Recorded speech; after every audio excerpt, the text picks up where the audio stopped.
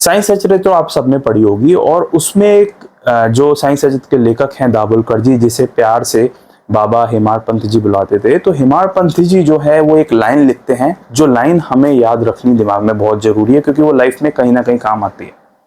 हेमाड पंत जी लिखते हैं कि मैं ये साई सचरित्र लिखने में सक्षम नहीं हो पाता, ये मत समझिए ये साई सचरित्र मैंने लिखी है, ये असल में बाबा की ही कृपा है, बाबा ने ही मेरे अंदर मेरे हाथों से ये लिखवाई है, नहीं तो मैं किसी भी कीमत पर इतनी ज्यादा विशाल पुस्तक ग्रंथ बनाने में सक्षम नहीं हूं, ना हो पाता। ये बाबा की कृपा थी। इस लाइन को समझना बहुत जरूरी है। समझना इसलिए जरूरी है क्योंकि यहाँ पर हेमाड पंत जी ने वो कर दिया जो बाबा उनसे करवाना चाह रहे थे। असल में ठीक इसी लाइन में हेमाड पंत जी ने अपना ईगो जो है उसे खत्म कर दिया और जीरो कर दिया। बाबा हमेशा कहते हैं कि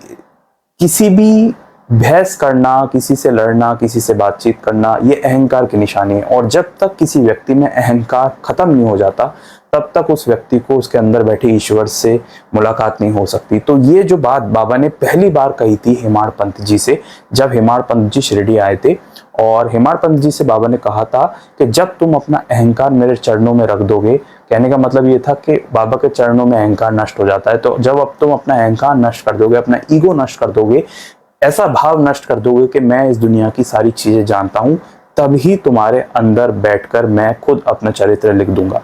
और यही बात हेमाड पंत जी इस साई सचरित्र को खत्म, जो कि बाबा के समाधि के बाद तक चलती रही, उसके बाद पब्लिश हुई है साई सचरित्र। तो जब ये एक्सेप्ट करते हैं हेमाड पंत जी कि मेरा अंदर बाबा ने ही ये काम करवाया है, ये मेरे से हो नहीं सकता था, तो तब अपना जो ईगो है ठीक उस पॉइंट पर हेमाड पंत जी खत्म करते हैं। और इसी कारणवश, इसी वजह से जब ईगो जीरो हो गया तो इसका मतलब जो उन्होंने रचना की वो सर्वोपरि होगी। इसलिए जो साई सचरित्र है वो आज तक जिसका नाम जो है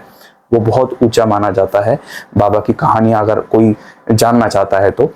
लेकिन ये बात हमें एक चीज समझाती है कि जब आप अपना ईगो नष्ट करते हैं, इसका मतलब ये है कि कोई भी बड़ा काम करने से पहले जो आपको रोक रहा होता है वो आपका अहंकार रोक रहा होता है। और जब आप उस अहंकार को खत्म करते हैं तो आपके अंदर बैठा हुआ ईश्वर, आपके अंदर बैठा हुआ परमात्मा आपसे वो बड़े बड़े विशाल काम करवाता है जो आप अगर बैठ के सोचेंगे तो आप सोचेंगे कि आप तो इस लायक थे ही नहीं, आप तो ये कर ही नहीं सकते थे। तो यही वजह है जो हेमाड पंत जी से बाबा ने कही थी कि अपना ईगो जीरो रखो, अपना अहंकार जीरो रखना। ठीक इसी वजह से हेमाड पंत जी इस चीज को एक्सेप्ट करते हैं और तभी हमें आज इतना महान ग्रंथ साई सचरित्र पढ़ने को मिलता है। अगर आप बाबा से जुड़ी हुई कहानियां जानना चाहते हैं तो आप इस चैनल को सब्सक्राइब भी कर सकते हैं।